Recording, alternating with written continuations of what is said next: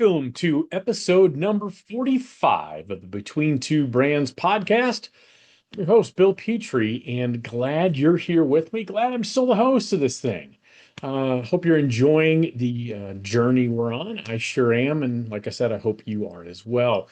I think we've got a really fun, interesting, and entertaining show for you today. But before we get to it, as I like to do, I'm going to pay a bill or two. Hey, in 2025 and 2026, your clients are looking for more than just a product with their logo on it. They're looking for rock solid merchandise solutions that are more than just innovative. They're going to be used for months and years to come. Now, let me introduce you, or maybe I need to reintroduce you to the good, strong people over at Coaster Stone. Now, they're the original manufacturer of absorbent stone coasters with unmatched quality, durability, and gorgeous edge-to-edge decorating that allow your creative designs to come to life in vibrant full-color detail. Now, since 1983, Coaster Stone has set the standard when it comes to delivering a retail-inspired experience to any client function. Instead of boring and plain packaging, how about packaging options that are fully customizable? Coaster Stone delivers value far beyond the product itself. Now, did you also know that they manufacture their pinback buttons right here in the USA? Well, they do, and they are the ideal, cost-effective, and fun pieces of branded merchandise available.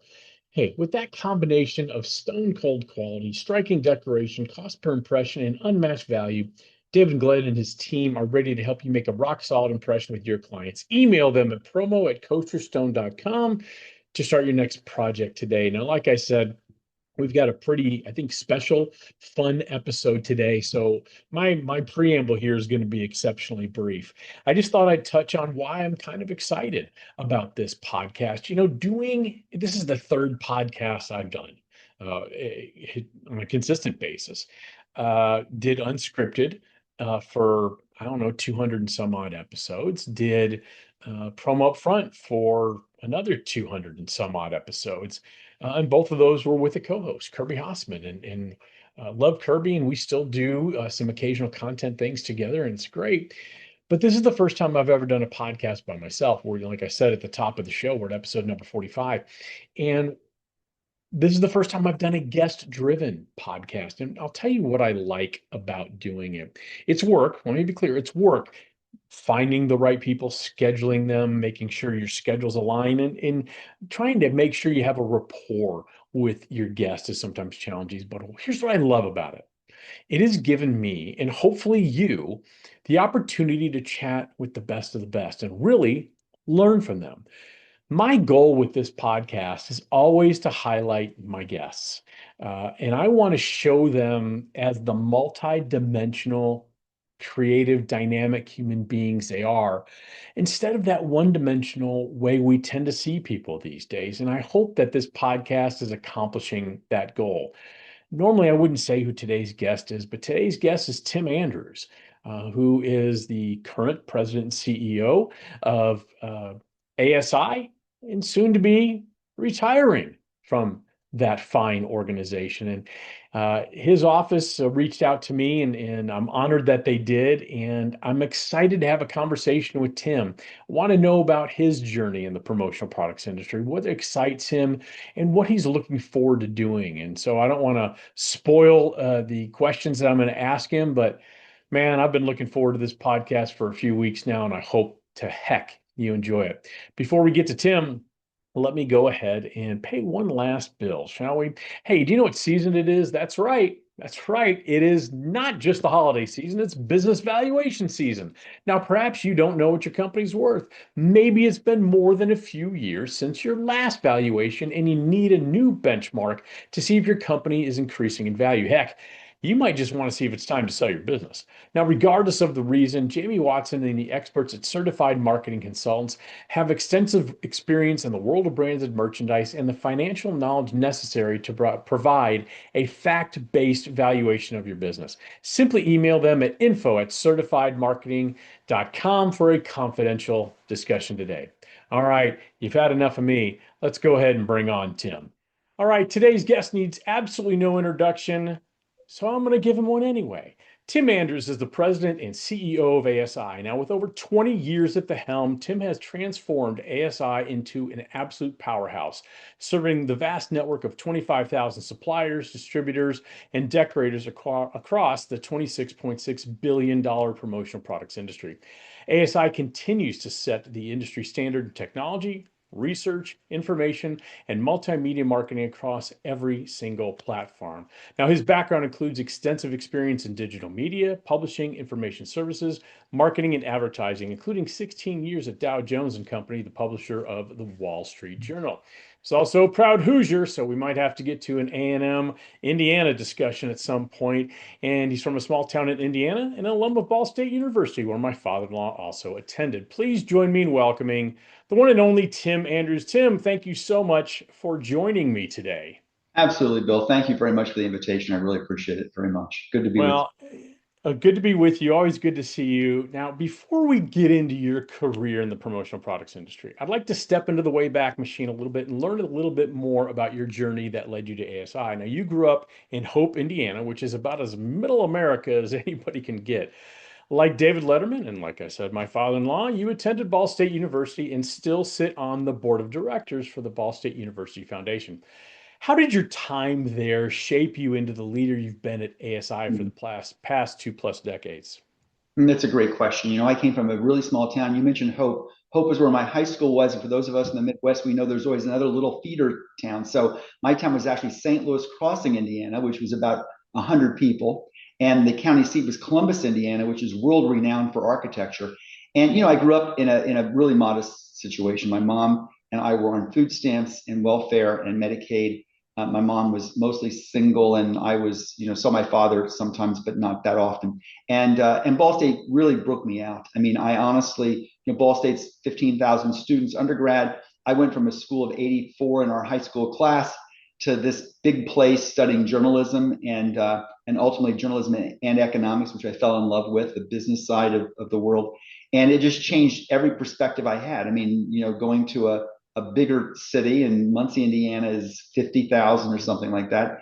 But it really just showed me what the world was like, and my biggest break probably in college was applying for an internship at Dow Jones, and found myself between my junior and senior year of college in New York for the summer, working for Dow Jones, and so all of that really led to me having a huge break in my life. Frankly, I grew up thinking I would be a small town journalist covering school boards, and while I did that as an intern for a few summers, my career led in sort of a different direction. That's a heck of a transition from a small town in Indiana to New York City. I grew up in Dallas, and I grew up in a suburb of Dallas, Plano, which is huge. And I lived in New York City for 5 years. And all of my friends would tell you I was the least equipped human to move from Dallas to New York. I can't imagine moving from small town Indiana to New York City. What kind of a culture shock was that? It's pretty scary. I would say that summer, I went to Broadway shows for the first time, and I did all sorts of fun stuff during that internship. But I didn't know a single person, and I worked a night shift, so it was really a traumatic thing. I didn't get to know people really. But I wanted to come back. I got the job offer, and I said, I'm gonna do this. I moved to Hoboken, New Jersey, and piled all my stuff, including one of two twin beds, that were in my room, stacked on top of each other, into a U-Haul, and drove from Indiana to Hoboken, New Jersey, and moved into an apartment with somebody I'd found through the Village Voice. For those of you who are, Oh my you gosh, that's know, in awesome. your That's in also your where that's 70s. also where Kiss found Ace Frehley as their guitarist. So, Lots of things have been found in the Village Voice for sure. Uh, and we're not going to cover all of that on this right, podcast. right. So it was awesome. And, I had great bosses. I really was very lucky. The person that hired me at Dow Jones was an incredible mentor to me. And as I shifted my career from journalism to the business side, I had a second incredible mentor. And so, it was really a big break, and I didn't know a single person when I got there. So it was quite the shift from a guy in a town of 100 people for sure. I bet. Now you mentioned, some bosses you had at Dow Jones as mentors. What did you learn from them? Because I'm a huge advocate of mentorship, especially in our industry, an industry that when people get in, they either learn by osmosis. We have a lot of weird abbreviations and industry codes that everybody assumes you understand. Tell me about what you learned from your mentors, especially at Dow Jones. Yeah, my first mentor there was a guy named Everett Roseclose. He passed away a few years ago, and I kept in touch with him for until he passed away. He was an amazing guy. He gave you lots of responsibility. He expected a lot out of people. I was 22 years old and was treated just like a professional at any age. And he did not discriminate based on anything other than can you get the job done and do it well. And that really was a great lesson for me. And he was a straightforward guy. I mean, if you made a mistake, you knew it, but he helped you learn from that mistake. And I think that's a great That's mentor. the best. Um, Oh, that's the best. That's fantastic. Amazing, honestly. And that because you need truth. Sometimes people don't want to tell the truth to people that ask them advice or give them an opinion about something. People really do need the truth because only then can they really grow. And the second mentor was a woman named Dorothea Coakley Palshow. We are still in touch. She was my boss there for about 10 years. He was for the first six. And she was an incredible and is still, she's retired now, but an incredible business person and had worked at the Wall Street Journal in charge of circulation, took the newspaper from about 600,000 circ to 2 million circ, and then moved to the Wow. digital side of the business when the digital side of the business was serving a small audience and we knew we could blow the doors off with the internet. And so both were great. And I keep in touch with Dorothea. And in fact, she lives in Florida, not far from where Norman Cohn, who's the chairman of ASI, who I've reported to and have been, really amazed at. He would be the third mentor I've mentioned. But a few years ago, right before COVID, I was down and they both live 5 miles apart from each other in Florida. And I got Wow. together and had lunch with the two of them. Of course, had never met. It was amazing. I bet that was phenomenal. And I love what you said about being honest with mentors. So many times people don't want to hear, they say they want to hear the truth, but they really don't. And I will say that the closest friends I have are the ones that will call me out on whether I make a mistake or my own bullshit or whatever, but they still love and accept me for who I am. And that's what a mentor does as well. Hey, let me help you here because I'm going to give you real feedback, not just tell you everything's, rainbows and lollipops. Right. Because it never is, right? I mean, we all No. make mistakes. We make decisions. We look back and go, gosh, how did I ever decide to do that? But a good mentor really is there to pump you up when you need pumped up, but also to bring you down a little bit once in a while and say, listen, buddy, these are three things that you need to really focus on. Yeah, nice reality check actually is good for everybody. Now, you joined ASI in February of 2003 as president and CEO. What was your understanding of this industry before you interviewed at ASI? When the headhunter said we've got this interesting opportunity and told me it was in the promotional product space, I was like, well, what is that exactly? And I started searching around the web, and this is 23 years ago. And I started searching around on the web, and you couldn't find much. This Yeah, industry was incredibly hidden, still is a little bit, and we'll probably get into some of that. But I mean, this was a tough industry to find out about because of all the the sort of scarcity of information. We didn't want anybody to come in our clubhouse kind of thing. And right. so it was pretty tough to learn about it. And when I finally figured out these are the products that I've used in every product launch I've ever been involved in, and my house is filled with them, and my office and everything. I was like, wow, this is pretty cool. And then I met Matthew Cohn and Stephanie Cohn Schaefer, who are the next generation behind Mhm. Norman. Norman was 70 at the time; they were in their early 30s. And once I met them and saw their passion for the industry, and the fact that they were in a second generation with Norman, and they were excited about transitioning that to the third generation, which is still going on, and we're happy that it's still going on. Absolutely. I just was engulfed by the passion that they showed, and was thrilled to be able to join such a cool industry with such interesting entrepreneurial people that are just amazing. I mean, we are filled with amazing people that is probably unlike, and people always say this, but probably unlike any other industry. My friends that I talk to, most of them don't really love their jobs that much, frankly. And when I talk to them about the hugging and the kissing and the sharing of information and suppliers helping other suppliers by loaning them products, I mean, on and on and on, right, in this industry, it's really an unusual collection of people that really, I think, love what they do, love their customers, and frankly, love each other. I couldn't agree more. And when I try to explain this industry, and it can be very difficult to explain what we do, one of the things I really stress is it is the most relationship focused industry I've ever been aware of, and mainly because you're taking somebody's baby, something that's very important to them, their brand, you're putting it on a product for perpetuity. And Mhm. you better know what you're doing. You better understand what that vehicle is going to look like in 6 months down the road. Is it going to be kept? How's it going to be used? All those things. It's very, very important because you're taking somebody's identity. And so I loved your answer there. Love that. Let's talk about some of the challenges you've had as president and CEO of ASI. Now, you've had to weather quite a few things during your time: the economic crash of 2008, the Mhm. COVID-19 pandemic, which is supply chain issues and transitioning people from working in an office to a home environment, in so much industry consolidation, which we're still seeing probably later today, and the insane velocity of technology such as AI. Now, through it all, ASI has not only grown, but has flourished. What do you attribute this ability to weather any storm, and how can you pass that along to the next president and CEO of ASI? Yeah, I think our business is pretty simple, and Norman Cohn says this all the time. If we help people grow their business and maintain their business in a way that's healthy for them and allows them to really flourish, then we're fine. And I think we've really tried to stay very true to that North Star, which is how can we help entrepreneurs every day, solopreneurs in many cases, yourself being one. How can we help them be more successful tomorrow than they are today? And as long as we are listening to them, as long as we are helping them, whether it's connecting them on a trade show floor with a supplier that has exactly the product they want, whether it's introducing them to a really personal relationship at one of our hosted buyer events, whether it's on ESP Plus, which is our platform that connects distributors and suppliers and decorators. If we can do all those things, and then, by the way, add into that educational activity online and available both in person, and you've certainly taught some of our courses, and also online. If we can do all those things to just sort of buttress their business and allow them to spend time on what matters to them, which is making relationships with their customers and their prospects, if we can do all that other work for them and give them the tools, then it's all great. And that's really what we focus on. That is our total focus every single day. We've got 400 employees at ASI, all dedicated to the success of the members that are in our network.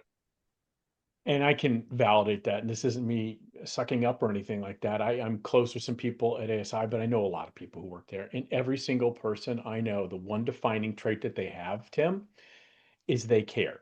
And you can't teach care. I don't care how talented you are, I don't care what skills you have, you cannot teach someone to care. And especially in this type of an industry, I think it's so important. And to me, that comes from not only Norm and Matthew and Stephanie, it comes from you as well. And I don't want you to discount what you've mattered from a leadership perspective. Well, it's funny that you mentioned we care because we have a list of values at ASI. That is our number one value in the list. They're all incredibly important. They're all equally valued, but that's the first one. And truly, that came up. One of the third generation Cohn family members, Matthew and Stephanie's sister Deborah, asked me in a meeting, "How would you describe working at ASI compared to working in other big publicly traded companies where you've worked?" And I gave Mhm. a terrible answer. And Norman came in and said, you need to connect with Deborah because that answer you gave, this was like my first 2 weeks there, was Yeah. not the best probably. And I came back a little while later and I said, the answer to that is we care. What I saw at ASI was that the Cohn family, every single member of our team, really cared about each other, about our customers, about the industry. And that really was, to me, is the defining words for us. So thank you Mhm. for saying that, because I think that it's really Absolutely. true. And thanks for the compliment to me. And it's not only in the industry, we do a lot for our community where we live and work and Absolutely. play. And that's really important to us. And I think caring about each other is I hope an incredible empowering thing that we all sort of take advantage of. It shows, and that's what I mean. I mean, this is not scripted. That shows. So I meant what I said. Now, I said there were no curveballs. I wasn't honest because I forgot I wrote these about a week ago, and there is a curveball. Speaking of the pandemic, Tim, many people decided to learn a new skill. I learned how to really cook and smoke meats, my hobby now. I love doing that. Now, my understanding is you learned how to swim. I would like to know what that experience was like. Oh gosh, I wish the story was a little better. I did, I learned. I had never been able to swim, and my mother was afraid of the water, and so I never learned how to swim. And I took 12 lessons during COVID, and I could certainly survive now. I wouldn't say that I would be a great swimmer, I have not switched. I'm going to do it again after I've retired from ASI. I'm going to take lessons again because I never moved from the do this, do this, do this to the Uh-huh. mental memory, which needs to kick in. So I need to get to the mental memory. But Yeah. that was something I had not done my entire life and was a big deal for me. So thanks I'll, for. I'll tell you, you bet. Well, joking aside, I have a feeling there's probably a little bit of fear there in the water. If your mom had some fear of the water, I would assume that rolled downhill. And so that was kind of conquering a fear. So I actually think that's very cool. So I asked it tongue in cheek, but I absolutely love the answer. I do. Oh, thanks. Yeah. One of your greatest gifts, at least in my personal experience, is that when you speak with someone, you make them feel as if what they're saying is the most interesting thing you've ever heard in your entire life. You shake hands firmly, you look people in the eye, and you give them thoughtful responses. Where does this ability to make people feel seen come from? Gosh, I think I am my mother's son in so many regards. So I'm going to attribute it to my mother. My mother was a very straightforward person who would tell you exactly what she thought about anything. And I think that she had a very warm way about her. And so I think I will attribute it to my mother. And I think also growing up in a community of, as I said, 100 people, and we were so poor. We didn't have indoor plumbing until I was in fifth grade.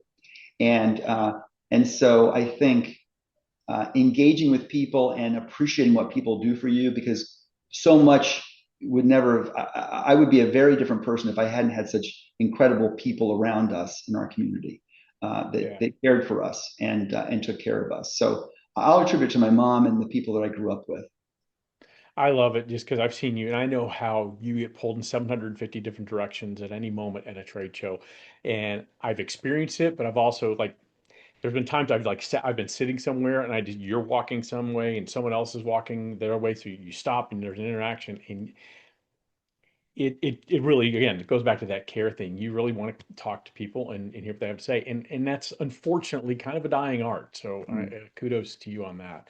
Well, we always learn Over something the from every single person we speak to. I mean, whatever conversation I'm having with Absolutely. whoever it is, I will always leave that conversation learning something about them, about their business, about the industry, about what we can do better.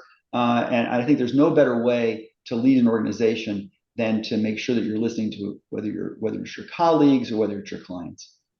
I absolutely love that. I was just telling a friend the other day, one of my favorite things is just talking to people I Mm-hmm. don't know. Because I'm of the belief every single person has a really unique biography, their Mm-hmm. journey. What kind of hills did they overcome?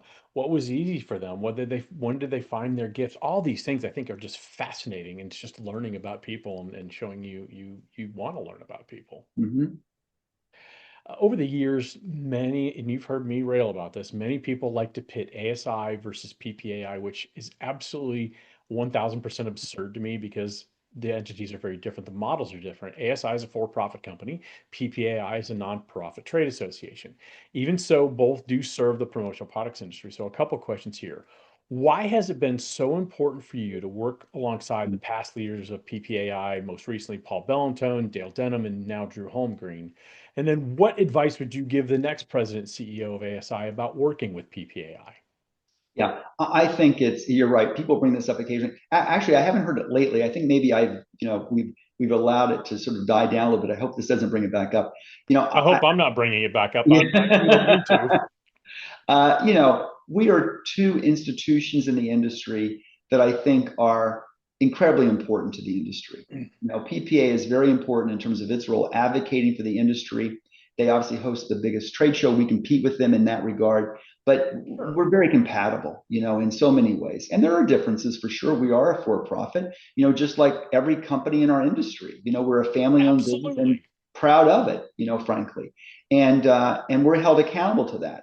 I think that it's really important because we're the two large institutions in the industry. If we are successful in helping others be successful, then the whole industry performs better. And I think that is what really is important for both of us to do together. And so my advice to the person that will be in this chair, in a few months, is to form that relationship with Drew, which I've started to do. I'll do a very good, I hope, I'll hand off to Drew. And Mhm. you're right, Paul and I had a very close relationship. Paul used to like to say that nobody likes to see their mom and dad fighting. And that was always our moment, together. That's why we get along personally really well, just naturally. But that was always his comment about this, when people would ask him. And so I think that's a really good way to look at it. And especially in these times of very difficult things, in the 0809 financial crisis, in COVID, Paul and I did a couple of town Town hall kind of halls. Yeah. events, during COVID. People want to look to someone and to people that they know have insight into the industry, that they believe will understand, and say, are they panicked? Are they calm? And so that I think was really important in COVID, for us to do that together, and in the financial crisis as well. Absolutely. People want to be led. And I was actually thinking about that as you were talking. I remember, especially in COVID, you guys did town halls, and it was, and I think that did so much to bury this whole ASI versus PPI thing, and we're never going to bring it up again. So, folks, it's a non-issue. All right. Looking back as you head towards retirement, what are your proudest accomplishments and maybe a regret or two? You may not have any. I don't know. Everyone has regret every day. We've had so many things, but I'll say one thing that I'm very happy about is probably about 9 or 10 years ago, I was at an event. I asked the audience of, I think it was the ASI Power Summit, how many people Hmm. here have summer interns? And a very few people raised their hand. And I started asking around and said, why don't you hire summer interns? Because they can bring so much vitality, new information, excitement. Plus, we can help them understand our industry. So when they go into business, they're going to have a high regard for the industry that we are in, and how we serve businesses. And it was basically, I don't understand how to hire an intern. I don't know what the job description looks like. I don't know where to look for them. I don't know what to do with them. And by the way, once I get them, they're here for 10 or 12 weeks. I don't want to spend, I don't have the time to spend educating them on what's a distributor, what's a supplier, what's a price code, Right. and whatever things. So we put together the ASI industry internship program, and we launched it. And it allows Wow. us to help distributors, suppliers know how to find interns, interview them, what kind of work would be great for them to do in your organization. And we also have and so we help them do that. And then we have a training program that's online, and that new intern can in just a very short period of time, a few hours of the first week they're on the job, can participate in that webinar and those webinars that are live and also recorded, and they can understand the industry. So that distributor supplier doesn't have to spend the time doing that. And then we invite them to come to the ASI show in Chicago. We give them ESP for the summer. We have all sorts of benefits around there. We've had over 2,000 interns go through that program. Wow. I am Wow. I had so no idea. It's amazing. I am so happy and proud about that. And so many of them have come in to the organization and have stayed in the organization. The others that have left, I think left knowing and appreciating the power of promotional products and all the work that everyone in this industry does. And so I think even if they don't come back in the industry as a participant, they are somebody who is going to advocate for us and understand our industry when they're in a business. And so I am so impassioned about that. And this gets back really to what I said before. My big break was interning at Dow Jones. And by the way, we also have 10 to 12 interns at Dow Jones every single year. And we've had, for I think, 19 of my 23 years there, we've had an intern from the Dow Jones program that has been at ASI on an editorial team. So I'm really proud about that. There's all sorts of things that I'm proud of. We transitioned from a small number of people that had our DVD and CD based product to tens of thousands of people that use ESP and ESP Plus. So I'm really proud of that transition as well. But that's my big highlight. I got to tell you, that's my big highlight. Now, what didn't go so well? We had a show on the West Coast. I made the decision that I didn't think we could actually sustain that show. I think I made a big mistake there. I think we should have stayed in San Diego. I know you were at our San Diego show, but it was a great show. And after Yeah, it was. the first 2 years, at the second year, it's like, gosh, I don't think we can make this, really work. We're not going to renew our relationship here in San Diego. Right. And then the third year I left, and I was like, I literally was standing on the curb almost crying. So it was like, what a great third show. I shouldn't have done that. I Yeah, should have kept us there. So there's lots of things like that. I think we all make business decisions and we look sure. back on them and say, gosh, should I have done something a little differently? But overall, I think we've got a pretty good track record here, and I feel great about the other piece. I'll say I feel great about is the team that I have, and the senior team at ASI, joined with the Cone family. I would put that leadership group up against any of the Fortune 500 in terms of the passion for the industry we serve and the talent we have. And so that I think putting together a great team has been really an important part of what I've contributed to. You, you do have a great team, and I knew about the intern program because it's posted about every year, and I see it. I had no idea of the volume, the sheer volume of people, and I'll go as far as saying lives impacted by having that type of program. That's phenomenal. You should be Thanks. very proud of that, and I think you had a lot more to be proud of, but we'll keep the humble brags for later. Now, as you know, this industry is about relationships. We talked about that, and you've exemplified that to a T. Now, looking back, tell us about some of the most important industry relationships, both in and outside of ASI, that you'll cherish as you're sitting in Positano on the Amalfi Coast, sipping on an Aperol Spritz next summer. That sounds pretty good. I That does sound great because there's no better Aperol Spritz than the ones made in Italy. I will tell you that right now. I have to say, Norman Cohn. And you, I know, have met Norman a few times, and many others here have met Norman. He will be 93 in January. I met him on a rainy, cold Saturday in the fall, and went into his conference room. And his first line I will never forget was, "I reviewed your resume, and your parents must be very proud of you." And I thought, wow, what an empowering thing to say. No one Lovely had thing to ever, say. what a lovely thing. And that really just captures, I think, Norman and his thoughtful approach. He is just an amazing person. I think that is an incredible relationship. And of course, with the entire family and the people at ASI. But there's a number of people, you mentioned Paul Ballantone. I really valued that relationship. Mark Simon and I were very close and are continue to be very close. There's just, there's a lot of people. I can't name one or two because it'd be too much. And there are two people that at every trade show we get together and we have a glass or two or three of wine. And at the end of the day, and we have a great conversation about what's going on in the world in a very, all only between us thing. And they know who they are. If they're hearing this, they know who they are. Yeah, well, I didn't want to get you in trouble by mentioning names because you always leave somebody out. So sorry about that. Let's Oh, let's that's do okay. something a little fun. Let's play a little branded merchandise rapid fire. What is your favorite all-time promotional product? Okay, you know what? It's actually on my desk. It's on a stand on my Okay. desk. I'm going to show it to you right here. So Uh-huh. can you see this? Okay. So Yeah, I can you can. see the there's an imprint on there? Okay. I can. I So can't this read it. okay, well it says CF Rose General Merchandise, St. Louis Crossing, Indiana. So this Okay. was my great great grandmother's plate, and Wow. my grandmother gave it to me, and so I have it on my desk in a stand, and so that's my very favorite promotional product that I own. How Um, could it not be? That's oh, fantastic. it's That's so amazing. Yeah. fantastic.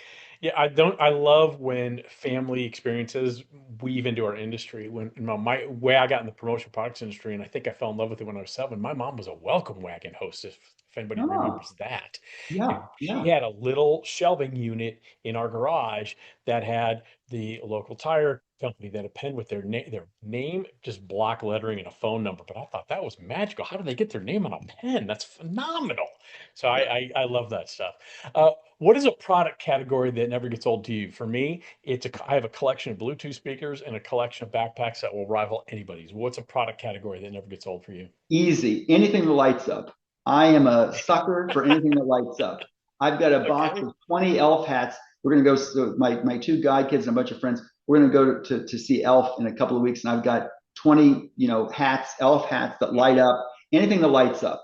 I'm a sucker I for love it. that. I love that. And also, I just wanted to say I'm very disappointed you didn't dress in your Tom Turkey outfit for this podcast. I'm kind of, as my kids would say when they were younger, I'm hurt on the inside. What is your favorite city for a trade show? Chicago, I think. Okay. Chicago is an incredible collection of one, it's the Midwest, and as a Midwest guy, I've got a soft spot in my heart for the Midwesterners. Hoosiers all stick together. There's always a lot of Hoosiers come to our show. I love Chicago for the architecture. I love it for our show. I love it for the food. It's an incredible city. Look, well, we're there in the summer, so that's a little easier. Yeah. Uh, but I love Chicago. It's as they say, it's a hell of a town. It is. I agree. I grew up in Texas, but I was born in Chicago, lived there the first 8 years of my life, and then I lived there for 10 years. after I lived in New York. And so I love Chicago. And so every time I go back to the ASI show in Chicago, it feels like, oh, okay, got to hit Portillo's, got to go here, Yeah. got to go. So love it. How many best cone mini hot dogs have you eaten over the years because you've been too busy for a sit down meal? Ooh, okay. So I do. I limit myself to three toothpicks a day on the exhibit days. Okay. I can put five mini hot dogs on a toothpick. That's 15 times 2 days. That's 30 per show. That's roughly 100 per year. 20 years. We're over 2,000. I would guess. Okay. I also cheat sometimes and maybe have four toothpicks full. But let's All right. say 2,500. Maybe. Okay. That's impressive. I think I've eaten that at one trade show sometimes. Now I know you're a bit of a foodie. What is the best brand of bacon? Oh, Newskies. Newski. I've never heard of I'm going to go with Newskis. Newskies. Okay. Neuske apostrophe S, I think. You Newskies. better believe I'm Googling that. However, I heard you say earlier that you smoke meat. So I I'm a do. little disappointed. I've never gotten bacon in the mail from you. Bacon's my favorite food. And so I'm a little disappointed. Do you do Tell you bacon? what, I do. I do smoke bacon. It's delicious, by the way. I'm sure. Fantastic. I It's can't wait. fantastic. All right. What is the best dessert and why is it always carrot cake? Oh, I love carrot cake. Carrot cake is a perfect combination of it's healthy for right, it's carrots, right? So it's very That's right. it's It's like it's like veggies. it's like eating vitamins. Carrot cake. Right. It's Good for moist. your eyes. It's moist but dense, good for your eyes, and that cream cheese uh, frosting, A plus plus. So yeah, I'm a huge carrot cake fan. Love it. After a long day of shaking hands at a trade show, you're going to unwind. The bar is open. What is the one cocktail of choice?